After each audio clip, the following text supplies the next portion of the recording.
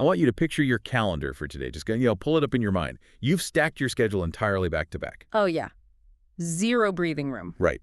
You have like a 9:00 a.m. kickoff, a 9:30 client call, a 10:00 a.m. sync. There is absolutely zero travel time, zero transition time, just pure uninterrupted output. On a spreadsheet, that schedule looks brilliant. Yeah. I mean, you look like a perfectly optimized productivity machine. Exactly. Until, the 9:00 a.m. meeting runs like 5 minutes long. And then the entire architecture of the day just instantly buckles. Right, because by the time you reach that 2:00 p.m. slot, you're missing deadlines. You're sending these rushed apologies. Yeah, and your cognitive function is basically in a complete freefall. It really is. And that cascade of failure, that is exactly what brings us to the core of today's deep dive. Yes, it's a really fascinating one today. It is. We are looking at this incredible stack of structural models and essays that take aim at our modern obsession with efficiency. Right, efficiency in quotes, almost. Yeah, exactly. The central question we're exploring is whether that empty space, the slack in our lives, our businesses, our infrastructure, is that genuinely just waste waiting to be optimized away?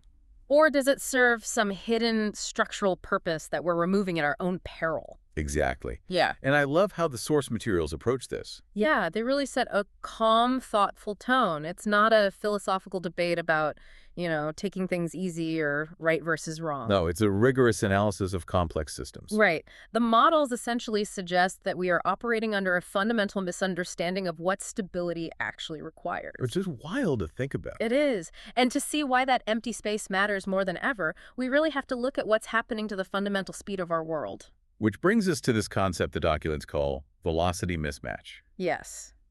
Velocity mismatch. Let's break down the mechanics of that because it's crucial. It really is. The sources describe society as operating in these layers. Right? And right now, the top layer, the computational layer, is just completely breaking away from the rest of reality. Oh, totally. I mean, we have AI models generating complex analyses in milliseconds. Right, and algorithms executing high-frequency trades, automated logistics systems, rerouting global shipping traffic instantaneously. Exactly. That digital brain is operating without any physical friction. But the layer beneath that digital brain... That's bound by physical and biological friction. Right. We have infrastructure like power grids, shipping lanes, institutional frameworks, and, human adaptation. Yeah, the human nervous system simply cannot speed up at that same rate. It takes a specific, non-negotiable amount of time to learn a new skill. Or to process complex emotional information. Or to simply achieve a REM cycle of sleep. You can't optimize sleep down to 2 minutes. You really can't. And I kept visualizing this as an engineering problem while reading the sources. Oh. Well, it's like taking a state-of-the-art 1,000-horsepower jet engine, right? Yeah. And you just bolt it into a 19th century wooden wagon. Okay, yeah. I see where you're going with this. The engine is flawless. Yeah. Amazing. But the wagon, it's going to shake itself to pieces. It doesn't have the structural integrity for that propulsion. It really doesn't. So my pushback, or my question here is, if the computational engine driving society keeps accelerating, what happens when it hits a bump? What keeps the wooden wagon of our biology from just shaking apart? Well, in any mechanical system, the answer to vibration and shock is a shock absorber. Okay. And the models mathematically define those shock absorbers as recovery infrastructure, or more simply, margin. Margin. Yeah. Yeah. But we have been culturally trained to look at margin like a half-empty warehouse, an idle server, or an hour of unassigned time. We see that as an inefficiency. Like a leak in the system that needs to be plugged right away. Exactly. But the models are arguing that this empty space is actually the system's core survival mechanism. So it's not waste, it's capacity. Right. Capacity to absorb disruption. Right. And they break that margin down into 3 highly specific, measurable capacities. Oh, yeah, let's walk through those. The first one was dissipation capacity. Yes, dissipation capacity. This is the literal ability of a system to bleed off heat or stress. Like a server farm needing massive cooling fan. Exactly. Or a human needing an hour to just let their cortisol levels drop after a high-stakes presentation. You have to dissipate that stress. Okay, so that's the first. What's the second? Second is resyncing speed. Resyncing speed. Yeah. When a disruption throws a system out of phase, like your 9:00 a.m. meeting running late, how fast can the different components communicate and realign to a new baseline? Which makes sense. sense, because if you have zero buffer between meetings, your resyncing speed is effectively zero. Exactly. You can't realign because the next requirement has already started. Wow. Okay, and the third capacity? So third is metabolic margin. This is the raw, unallocated reserve of fuel. Like the backup battery. Yes, or the emergency cash fund, or, extra staff members who aren't currently assigned to a critical path. The people who actually have the bandwidth to jump in when things go wrong. Right. So when you push a system to 100% optimization, you are systematically eliminating its dissipation capacity, its resyncing speed, and its metabolic margin. You're just removing all the shock absorbers. You are. Which raises a pretty terrifying prospect, honestly. If we strip the wagon down to nothing but the engine and the wheels, what does the failure state actually look like? Well, we tend to imagine this massive Hollywood-style explosion where the system just suddenly halts, right? Yeah, total dramatic collapse. But the sources actually map out a much more insidious decline. The term the models use for this state is chronic depolarization. Chronic depolarization. That sounds very biological. It is. The concept is borrowed directly from cellular biology. When a nerve cell in your body fires, that action is called depolarization. Once it fires, it requires this microscopic fraction of a second to reset, to repolarize, before it has the physical capacity to fire again. So there's a mandatory empty space baked into our most basic biology. It literally has to rest. It has to. Now, scale that up to a highly efficient, high-velocity macro system with zero margin. Oh, man. Because of the velocity mismatch we talked about, the system is just constantly bombarded with high-speed inputs from the computational layer. It's just firing over and over. Right. It fires, but because the metabolic margin and dissipation capacity have been optimized away, it never gets the time to repolarize. It never fully resets. So it doesn't shut down. It enters a state of chronic, lingering fatigue. It's stuck in an active, stressed state. But wait, if it's perpetually stressed, how does it process new information? Or it processes it very poorly. And this leads to what the texts call local inflammation. Local inflammation. Yeah. Because the system cannot return to a stable baseline, it becomes hypersensitive. A really minor stimulus, like a routine email or a slight delay in a delivery, triggers a massive, disproportionate reaction. Because it lacks the margin to evaluate the actual size of the threat. Exactly. It treats everything as a 5-alarm fire. It's eerie how familiar that sounds. Mm-hmm. That mechanical description, constant reaction, oversensitivity to minor things, chronic fatigue, treating every input as an emergency. Yeah. That is the exact clinical definition of human burnout. It really is. Or, frankly, just the psychological profile of someone scrolling through a 247 social media feed, right? Where every single post demands maximum outrage. Yeah. Is that what's happening mathematically? That is exactly what's happening. The mathematical models track this phenomenon under the term historical distortion. Historical distortion. Yes. When a system loses the time or resources to properly recover, the mathematical threshold for triggering a reaction artificially drops. The history of the system's recent stress literally distorts its future reactions. Wow. So it loses the ability to pause and evaluate. Right. It loses the structural ability to evaluate the nuance of a situation and select a measured response. It just defaults to extreme reflex. Because reflex requires less computational energy than nuanced evaluation. Exactly. Man, it is unsettling how perfectly that maps to personal behavior. But the sources take this far beyond individual psychology, right? Oh, absolutely. This pattern scales up to every level of society. Yeah, that was the most compelling part for me. Taking this exact structural flaw, that removing margin leads to chronic depolarization, and seeing it in massive real-world infrastructure. The models demonstrate that we've essentially built our entire civilization around this flaw. We can trace it very clearly, starting with organizational behavior. Like companies and supply chains. Right. The texts spend a lot of time analyzing the corporate shift toward just-in-time inventory models. Oh, yeah. For the last few decades, the primary directive for global supply chains has been eliminating warehouse buffers. Complete elimination. Which, in business school, storing spare inventory is heavily penalized. They call it inefficient overhead. Right. You have capital frozen in physical goods sitting on a shelf, and you're paying property taxes on the warehouse. So the goal is to order the part so it arrives at 8 a.m. to be installed at 9:00 a.m. Which looks incredible on a quarterly earnings report. Because you've minimized your metabolic margin. Yes.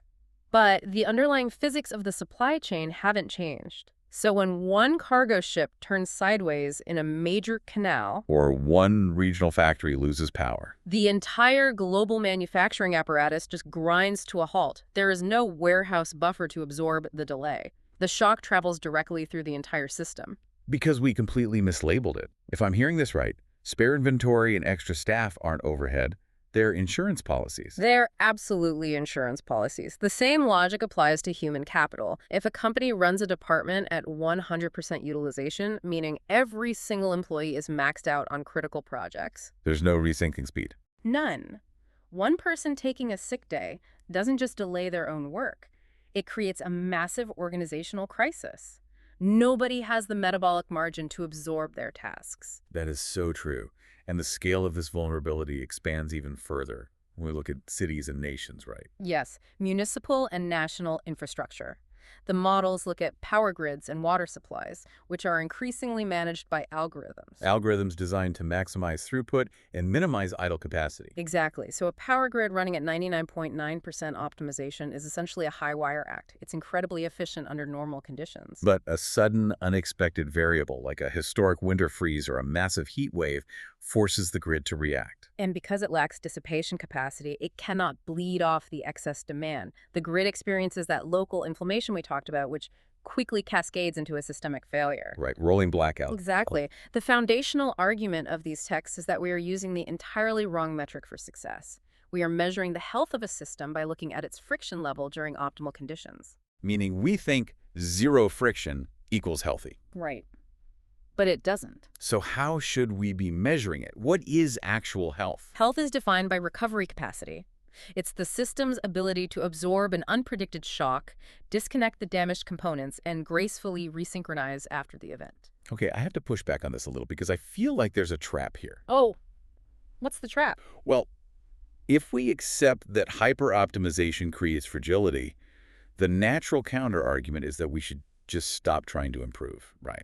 Ah, I see. Like, should we dismantle the algorithmic logistics? Should we purposefully build slower, messier systems just to make sure they don't break?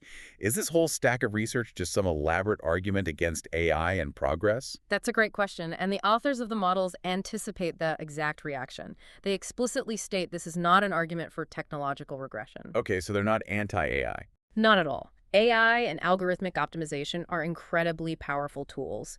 They expand the boundaries of what a system can achieve. They are not asking us to discard the 1,000-horsepower engine. All right. They are asking us to fundamentally redesign the wagon so it can actually survive the speed. And to do that, they introduce a concept called the fluctuation stability extension. Fluctuation stability. Right? Break down the mechanics of that, because on the surface, it sounds like a contradiction. We usually associate stability with, absolute rigid predictability. Right. In highly optimized systems, you achieve a state of absolute synchronization. Every gear tunes at the exact required moment. Perfection. Right, but mathematically, complete synchronization actually destroys long-term adaptability. Wait, really? How? Because if every single atom in a structure is locked into a rigid, predetermined path, a single point of failure shatters the entire structure. Because the force of the impact is nowhere to dissipate. Precisely. Enduring stability requires fluctuation. It requires what they also call liquid stability. Yeah. This means designing a system that actively incorporates unoptimized noise, redundant pathways, and diversity of response. Okay, let me try to ground that in a physical example. Yeah. Let's think about a highly synchronized traffic grid. Okay.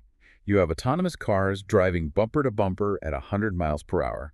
The algorithm ensures they all move perfectly together. Right, that would be maximum throughput. Exactly.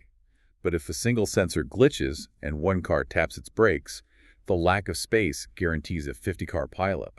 The system is rigidly synchronized, so it shatters like glass when hit. Perfect analogy, yes. To introduce liquid stability into that traffic grid, you must intentionally introduce margin. You program empty space between the vehicles. And that empty space lowers the overall efficiency of the road, right? Fewer cars pass per hour. Right, but it acts as a shock absorber. When a car brakes, the empty space absorbs the deceleration. The system flows around the disruption without halting. It flows around the rock. The unoptimized noise is what actually saves the system. The system adapts rather than shatters. Wow. And that changes the entire paradigm of how we build for the future. I mean, as AI and automated systems handle the raw calculation and the raw speed, basic efficiency isn't going to be a differentiator anymore. Exactly. Everyone will have access to maximum speed.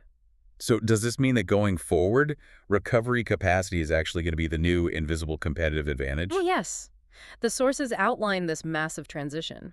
We are moving away from an environment where we compete on raw computational output and entering a phase where the invisible advantage is structural resilience.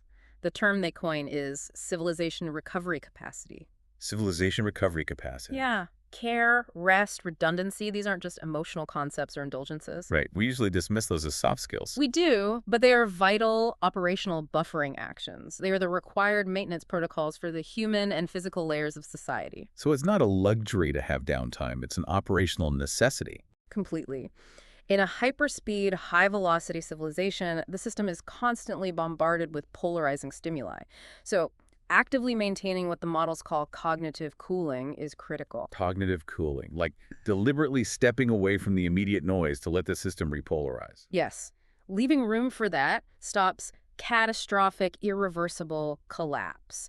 It preserves your capacity for reobservability. Reobservability, Yeah. meaning the ability to look at a complex problem from a new angle without being forced into an immediate reflex reaction by a lack of time. Right. You preserve your ability to change your mind. When you operate with zero margin, you are forced to instantly classify every input as a direct threat or a direct ally. There's no time for nuance. Exactly. Margin is the physical space where nuance lives. Retaining margin is the only way to prevent collapse when the environment inevitably changes. This completely changes the lens through which we view our own schedules, our organizations, and really our society's trajectory. It really does. We aren't looking at a battle between fast versus slow.